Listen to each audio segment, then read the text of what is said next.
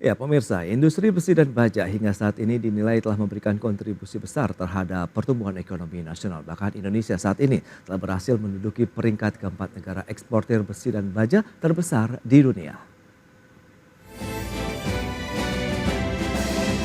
Kementerian Perdagangan menyebutkan sejak tahun 2023 lalu, Indonesia telah berhasil menempati posisi keempat dalam daftar eksportir besi dan baja terbesar di dunia. Posisi melonjak signifikan dibandingkan tahun 2019, di mana Indonesia menempati posisi ke-17 dalam daftar eksportir besi baja terbesar di dunia. Menteri Perdagangan Zulkifli Hasan dalam acara seminar nasional dan pameran rantai pasok konstruksi baja, seperti dikutip media mengatakan, data Trademap mencatat pada 2023 Indonesia menguasai 5,61% ekspor besi dan baja dunia.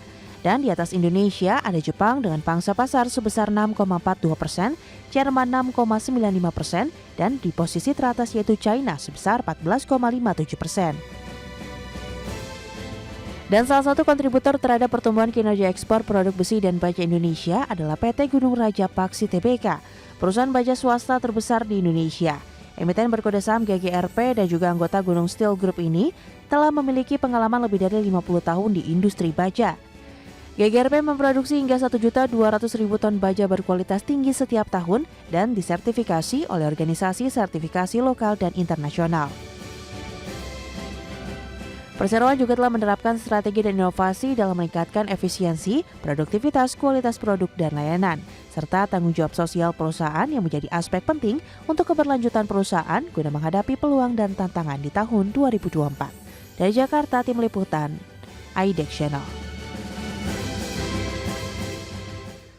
Baik pemirsa, untuk membahas tema menarik kita kali ini, strategi bisnis dari PT Gunung Raja Paksi Tbk di tahun 2024 sudah hadir bersama saya di studio IDEX Channel, Bapak Firdaus. Beliau adalah Presiden Direktur dari PT Gunung Raja Paksi Tbk dengan kode sahamnya GGRP. Selamat pagi Pak Firdaus. Pagi Pak Pras, apa kabar? Sehat Pak? Sehat, makasih. Terima kasih juga atas waktunya. Hari ini kita bicara terkait dengan bagaimana sih perkembangan dari industri besi dan baja, kemudian bagaimana kinerja perseroan. Update ataupun review dari GGRP terkait dengan kondisi ataupun perkembangan dari kinerja industri besi dan baja nasional nih Pak. Hingga saat ini menurut pengamatan Anda sudah seperti apa kondisinya? Terima kasih Pak Pras. Jadi kalau kita lihat secara worldwide ya, dari World Steel Association, sebenarnya untuk baja dunia itu tumbuh sekitar 1,9% tahun 2024 ini. Oke. Kemudian juga kita melihat dari data daripada IEC ya, Asosiasi Baja Indonesia, disampaikan juga mengenai pertumbuhan sekitar 5% di tahun 2024. Oke. Nah, jadi itu kami melihat sesuatu yang positif untuk ke depan. Namun kembali lagi kita melihat kondisi-kondisi yang ada di Q1 2024 ini tidak sebaik apa yang kita harapkan. Oke. Nah, kita lihat kondisi pemilu waktu di Februari, kemudian juga kondisi-kondisi masa pasca Lebaran ya. Nah, jadi itu yang berdampak permintaan yang sedikit decline dibandingkan sebelumnya. Nah, tapi kami optimis ini ke depannya nanti untuk paruh kedua tahun 2024 ini pertumbuhan akan jauh lebih baik. Oke. Nah, tantangannya apa saja nih Pak yang masih menyelimuti kalau kita bicara mengenai industri besi dan baja di tanah air begitu yang dirasakan oleh perseroan? Oke, kalau kami melihat ada beberapa faktor. Salah satunya adalah kondisi mesin-mesin peralatan baja yang ada di Indonesia itu berumur sudah cukup tua, sekitar 20-25 tahun. Wow. Ya, hampir seluruh pabrik baja. Kemudian kita melihat juga utilisasi daripada pabrik baja di Indonesia ini hanya 50-60%. Sedangkan yang baik itu berkisar antara 85-90% di dunia. Nah, kemudian kita melihat juga banyak faktor yang kita lihat. Satu poin adalah mengenai persaingan di pasar. Nah, persaingan di pasar ini kami melihat tidak ada level playing field yang sama. Karena banyak sekali produk-produk yang masuk di Indonesia ini dengan satu faktor harga yang sangat murah, sehingga kompetisi yang ada di market itu tidak bisa fair. Produk-produk yang kami hasilkan biasanya memang lebih mahal daripada yang produk import. Nah, itu ini dia juga yang menarik.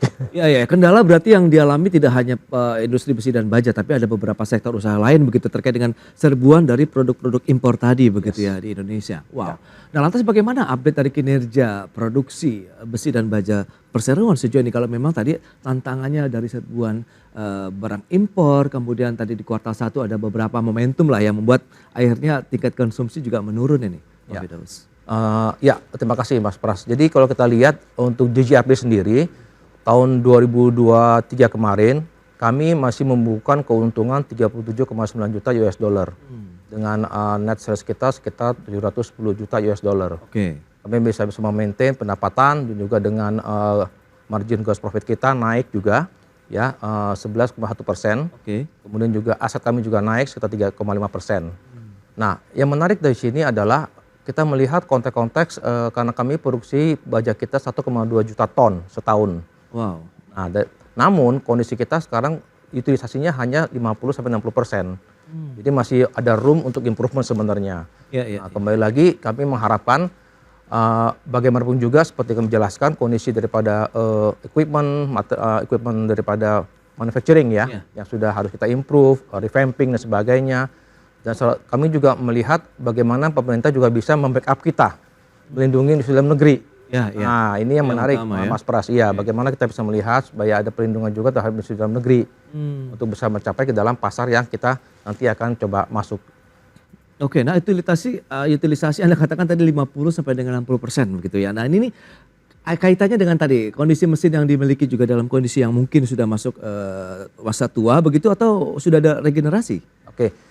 Kalau kita melihat secara data, sebenarnya konsumsi per kapita besi baja di Indonesia sangat rendah sekali di ASEAN. Kita konsumsinya sekitar 50 kg aja besi baja per kapita. Dibandingkan dengan Filipina 94 kg per kapita. Dibandingkan dengan Vietnam 229 kg per kapita. Nah, itu dari situ sudah terlihat bahwa memang kondisinya konsumsi per kapita besi baja rendah. Kalau kita melihat data Asia bahwa tahun 2024 kebutuhan baja nasional sekitar 18 juta ton. Nah, namun yang terjadi adalah supply daripada pabrik lokal yang ada hanya bisa mencapai 12 atau 13 juta ton. Jadi masih ada gap sebenarnya. Betul. Bagaimana kita bisa meningkatkan daripada utilisasi. Nah, namun yang terjadi saat ini adalah banyak sekali ya produk-produk yang tadi saya sampaikan masuk ke Indonesia juga dengan tidak compliance. Nah, itu yang kualitasnya tidak baik, kemudian juga dengan harga yang lebih murah. Ini juga mengganggu untuk industri baja nasional maupun di kita sebenarnya. Itu dia, pangsa pasar dalam negeri juga ini yang mungkin perlu dijaga juga nih oleh semua stakeholder ya, khususnya pemerintah yang bisa memberikan benteng atau perlindungan lah terkait dengan produk produksi baja di dalam negeri. Nah, jenis ataupun produk-produk baja apa saja sih yang dihasilkan oleh perseroan begitu yang memang diserap oleh market Indonesia begitu selama ini? Ya. Untuk GRP kami produksi produk-produk baja flat dan juga downstream. Flat itu adalah beberapa produk kami adalah hot rolled coil HRC, hot rolled coil CRC, kemudian juga ada beberapa jenis pipa, spiral pipe maupun dengan ERW, ada juga beberapa welded beam yang hampir semua digunakan untuk industri infrastruktur, kemudian dipakai juga untuk perkapalan shipping, dan juga untuk beberapa untuk power plant.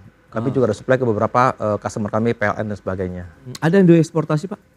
Untuk market Indonesia, untuk market GGRP sebenarnya kami mendukung program pemerintah untuk mensuplai daripada industri infrastruktur yang ada di Indonesia. Jadi hampir 90% lebih kita masuk ke industri market lokal.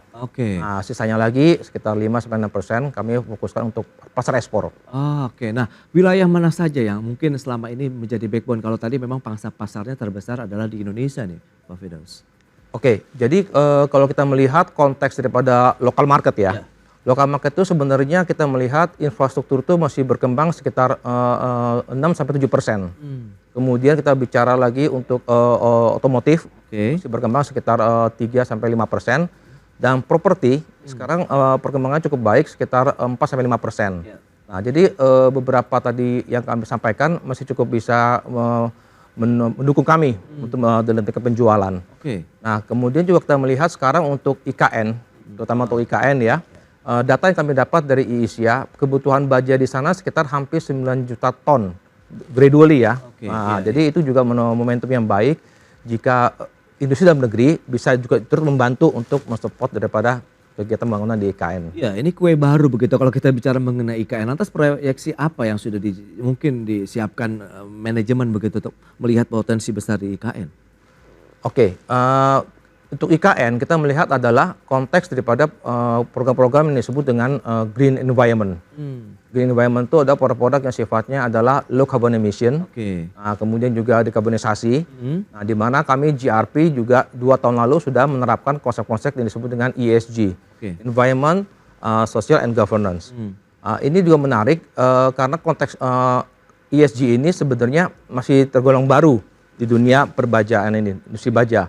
Dan ini sifatnya ini adalah bagaimana kita bisa memproduksi baja dengan kondisi yang low carbon emission, yang lebih green, dengan memakai energi yang lebih baik, sehingga nanti outputnya kan menjadi produk-produk yang lebih baik juga. Nah, market ini sekarang lagi digandrungi oleh beberapa market ekspor, Pak. Ya, untuk ekspor di luar negeri mereka cukup concern ke masalah produk-produk yang low carbon emission. Berarti green product juga ya saat ini memang jadi fokus begitu dari perseroan. Kita akan lihat sejauh mana juga tadi ada dampak ekonomi global begitu terhadap dunia usaha khususnya industri besi dan baja. Tapi kita akan bahas nanti di segmen berikutnya. Kita akan jeda dulu sebentar. Pemirsa, tetaplah bersama kami.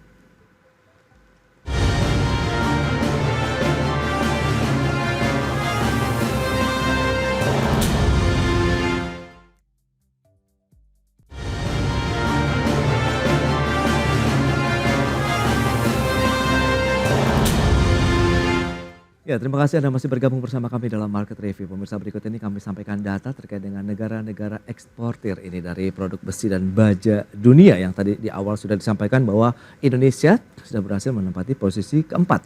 Yang teratas China, kita lihat seperti yang data sudah kita lihat begitu presentasinya, kemudian menyusul ada Jerman, ada Jepang dan posisi Indonesia tadi penguasaannya sekitar 5,61% untuk pangsa pasar global. Berikutnya, strategi kemandirian baja nasional yang sudah dicanangkan oleh pemerintah, khususnya dari Kementerian Perindustrian. Ada mewajibkan SNI, kemudian meningkatkan TKDN, ada peningkatan investasi melalui teknologi yang ramah lingkungan, kemudian ada pelibatan UMKM secara masif, peningkatan kinerja ekspor dan strategi metode inovasi CPM atau channel, produk dan juga marketing. Baik, kita akan lanjutkan kembali perbincangan bersama dengan Bapak Firdaus ini, Presiden Director dari Gunung Rajapaksi Tbk. Baik. Pak Firdaus, kalau kita lihat dengan data tadi yang sudah disampaikan posisi Indonesia yang keempat begitu, menurut Anda ini menjadi satu nilai tambah tidak sih untuk industri nasional lah kalau kita bicara kemampuan ekspor kita di internasional begitu? Ya, terima kasih Mas Pras. Memang ini sangat menarik kalau kita bicara tadi Indonesia sebagai eksportir terbesar juga ya, 5 besar dunia.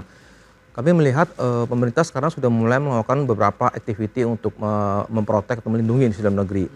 Beberapa yang dilakukan adalah tentu melakukan SNI ya, pendaftaran SNI Standar Nasional Indonesia. Untuk produk impor juga yang tidak ada SNI kan harus tidak bisa untuk distribusi di Indonesia.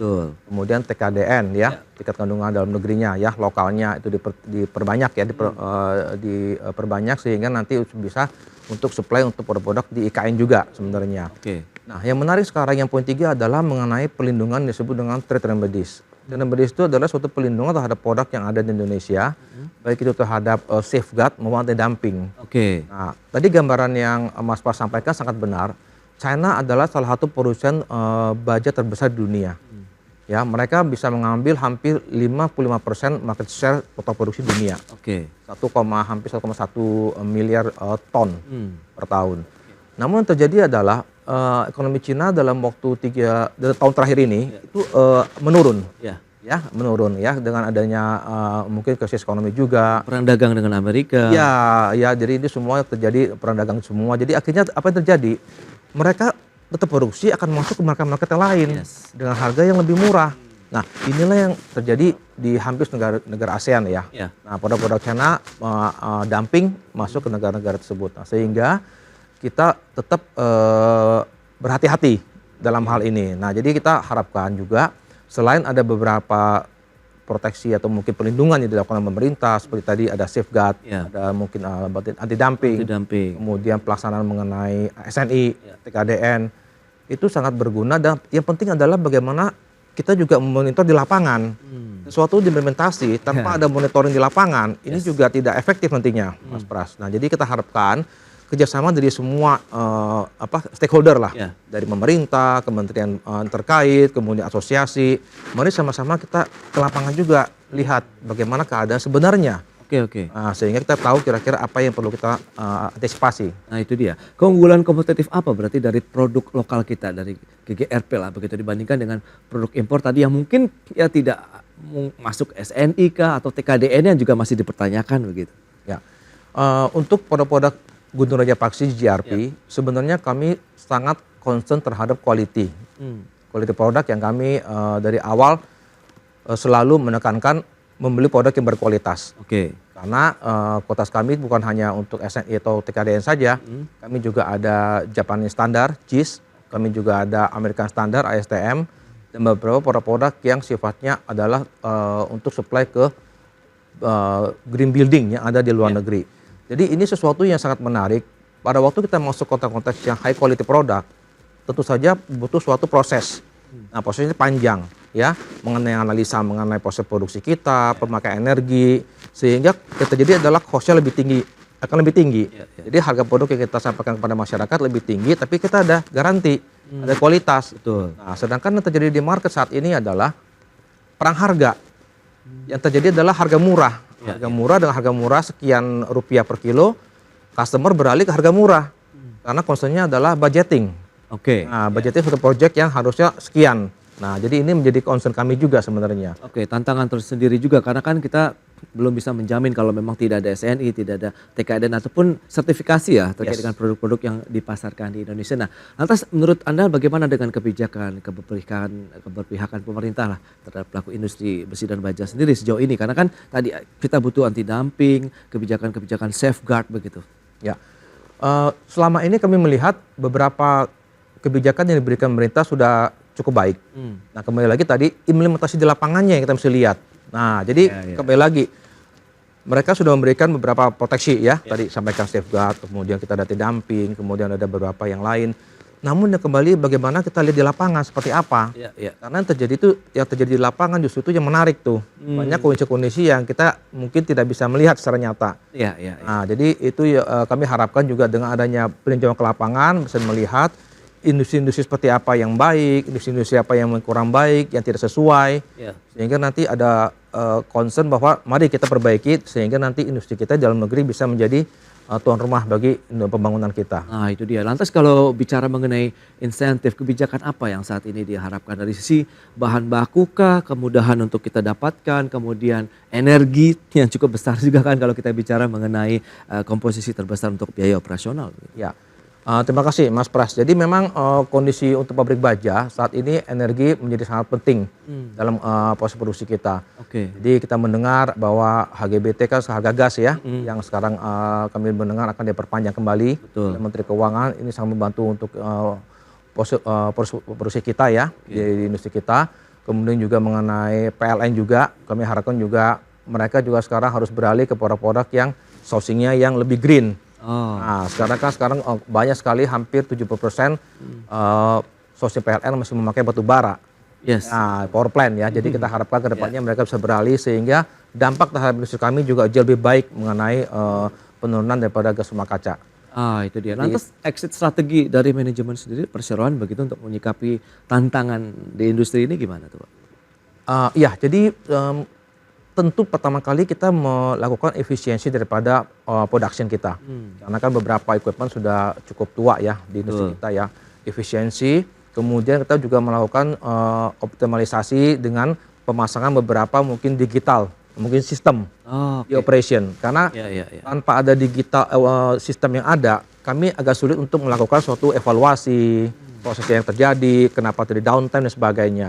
Nah, itu yang sedang kami kembangkan ke dalam industri kita. Nah, kemudian juga kami melihat bagaimana meningkatkan pasar-pasar juga penjualan kita. Dan terakhir mengenai ini, konsep mengenai ESG kita. Bagaimana kita berproduk yang kita lakukan juga dengan satu streamline yang bisa menghemat energi dan juga bisa membuat low carbon emission nantinya untuk kita nanti ke depan. Suatu keniscayaan begitu ya, environment, kemudian social governance ini sudah menjadi satu nafas ya kalau bisa dikatakan begitu dalam kehidupan produksi sehari-hari dari industri. Penerapan dari ESG sendiri bagaimana kalau boleh disampaikan itu di perseroan? Ya, jadi konteks ESG ini kami sudah lakukan dari tahun 2022 lalu, 2 tahun lalu. Jadi memang menjadi challenging pada awalnya karena gini, Mas Pras, saat ini belum ada regulasi sebenarnya, peraturan. yang diimplementasikan oleh pemerintah terhadap di Indonesia.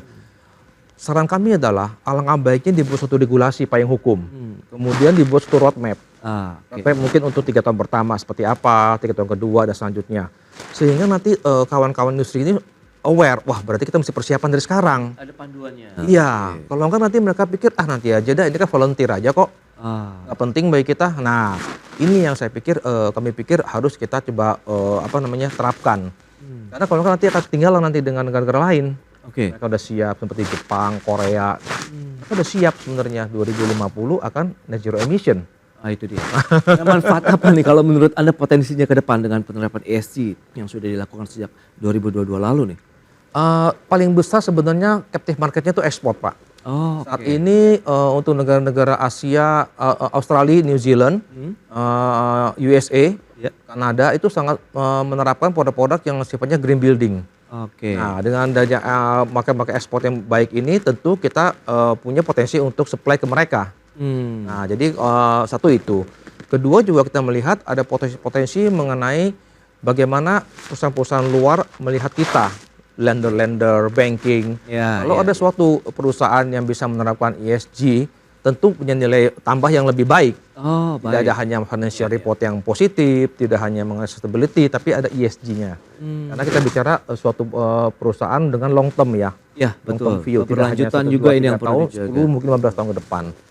Itu dia. Memang berarti menguntungkan ya, baik tidak hanya untuk lokal, tapi dari sisi internasional pun kita ada added value begitu ya di sana ya. Baik, lantas optimisme Anda melihat ke depan begitu dari perseroan sendiri bagaimana dengan kondisi tadi dan berharap ada satu keberpihakan yang memayungi juga nih industri ini? Jadi kita melihat sebenarnya kami sangat optimis di paruh kedua, tahun kedua ini, semester kedua ini market bisa lebih grow, bertumbuh ya. Dan demikian kami dari pemain baja di sini melihat kita bisa ikut berkontribusi terhadap pembangunan juga. Ya, infrastruktur tadi kami sampaikan tumbuhnya cukup lumayan tinggi sekitar 6-7%. Kemudian otomotif ya, termasuk juga properti sekarang sudah mulai menggeliat ya. Jadi itu kami harapkan kami juga bisa masuk ke dalam portofolio mereka. Dan kami selalu berkali-kali menyampaikan pada kepentingan kementerian, lembaga, produk-produk citailah produk lokal yang berkualitas. Nah, dengan ada SNI, TKDN, itu tanda kutip menjamin bahwa ini ada produk buatan lokal yang berkualitas. Itu dia, cintailah produk Indonesia dan yang pasti tetap harus dilindungi sehingga harganya bisa kompetitif nih dalam melihat serbuan-serbuan produk impor yang sudah mereka juga dalam posisi sebenarnya sudah terlindungi begitu ya dengan harga yang pasti lebih murah lah dari produk ini. Tapi kita harus tetap bangga dengan produk Indonesia. Pak Firdaus, terima kasih banyak nih atas sharing yang sudah disampaikan. Terima kasih, sampai berjumpa kembali, salam sehat Pak. Terima kasih, sama. Baik pemirsa, 1 jam sudah saya menemani Anda dalam Market Review. Perbaharui terus informasi Anda hanya di IDX Channel, Your Trustworthy and Comprehensive Investment Reference. Jangan lupa saksikan program First Session Closing yang akan tayang pukul 11.30 waktu Indonesia Barat. Ya, karena urusan masa depan harus terdepan. Aku investor saham. Saya Prasetyo Wibowo pamit undur diri. Terima kasih dan sampai jumpa.